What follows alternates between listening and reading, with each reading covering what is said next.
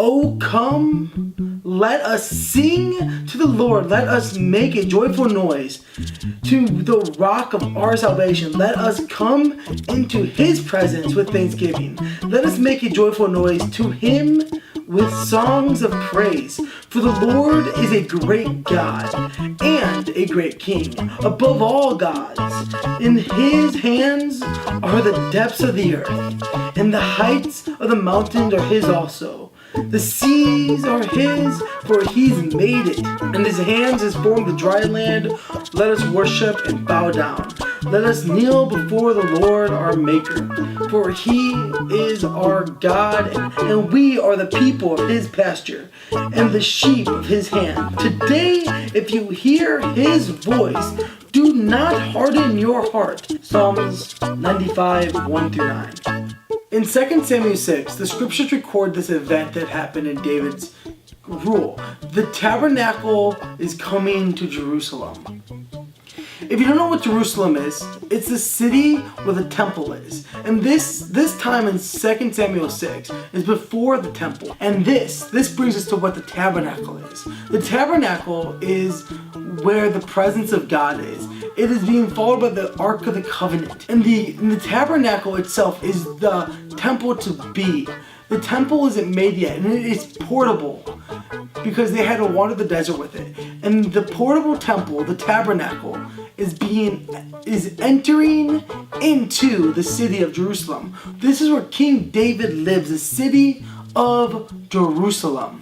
So in other words, the presence of God is entering Jerusalem. And David, he celebrates this moment in time where the tabernacle is entering the city, and he's dancing, he's having a party, and he's just celebrating. He's making joyful noises, singing songs, singing psalms, and dancing. And he worships and worships. At one moment in time, during this worship, his wife comes up to him. Because this is King David, and King David is making a fool of himself. Guys, the king is being unhonorable before his own people in celebration. And the wife makes this point that David is humiliating the throne of Israel. And David takes a moment. He kind of explains to her who God is. He explains how God was the one who protected him from Goliath. He explains how God is the one that protected him against Saul. He even said that God gave him his throne. And he will humiliate himself even more for his God. Guys, David had an understanding of who God is, that he humbled himself in all of his power and all of his authority, and humiliated himself by dancing and celebrating God. And I use David to this example of what I believe the soloist is, because David is a writer of so many psalms. He praises God. He praises God through his heart and through his voice. He sings to God. And the soloist does the same thing. The soloist is my fourth act of worship. And the soloist, he sings to God. He praises God with his mouth and sings. No matter what people are thinking around him, he'll be in his car, humiliate himself, dancing and praising God. He's in worship, both hands up, just celebrating the fact what God has done through him, through Jesus on the cross. Praising God, walking around, pouring out his praises to God, no matter what people think around him. If God is the reason for all of our honor, then we shouldn't be afraid to lay down our honor and expose it to God. David knew where his worship came from. In Matthew 8:15, there's this moment where he looks around at the people, the religious people, and he sees them worshiping God with their mouth. And he looks at his disciple and goes, hey, these people, they worship me with their mouths, but their heart is far from you.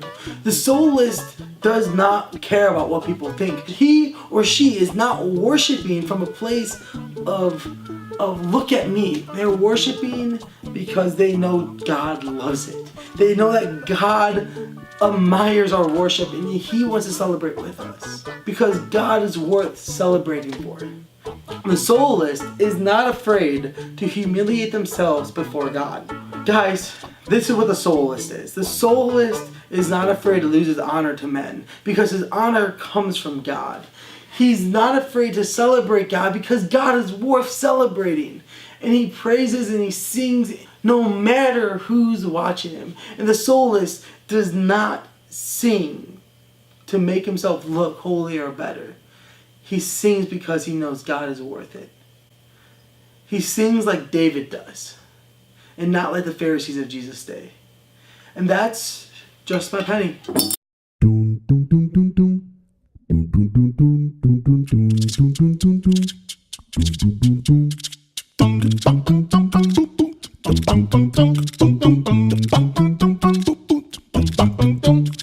Ba-da-ba-ba